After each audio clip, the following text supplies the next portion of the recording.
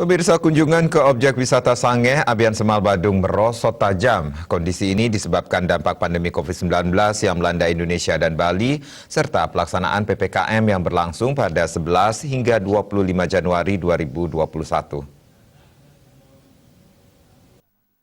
Pemberlakuan pembatasan kegiatan masyarakat atau PPKM yang dilaksanakan di Jawa dan Bali pada 11 hingga 25 Januari 2021 membuat kunjungan wisatawan di objek wisata Sangeh Abian Semal Badung menurun drastis.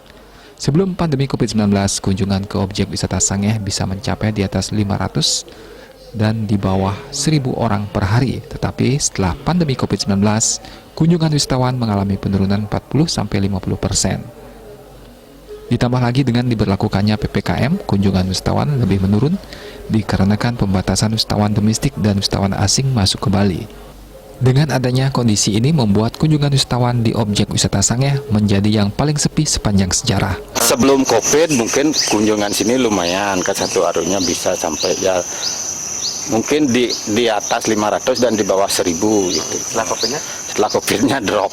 Kira-kira biasanya berapa? Sampai 40% hilang artinya. Mungkin lebih 50%-nya juga gitu. Sampai PPKM itu Pak? Sampai PPKM-nya itu lebih lagi karena orang luar tidak boleh ke sini. Mungkinnya dari Jawa, apalagi tamu asing kan tidak sama sekali tidak boleh. Mungkin dalam sejarah ya paling sepi lah gitu jadinya ya. Meski kunjungan wisatawan menurun, tetapi sesi foto prawedding di objek wisata Sangeh tetap ada, walaupun sedikit berkurang dikarenakan ekonomi yang sulit. Adi Mahardika melaporkan untuk Bali TV.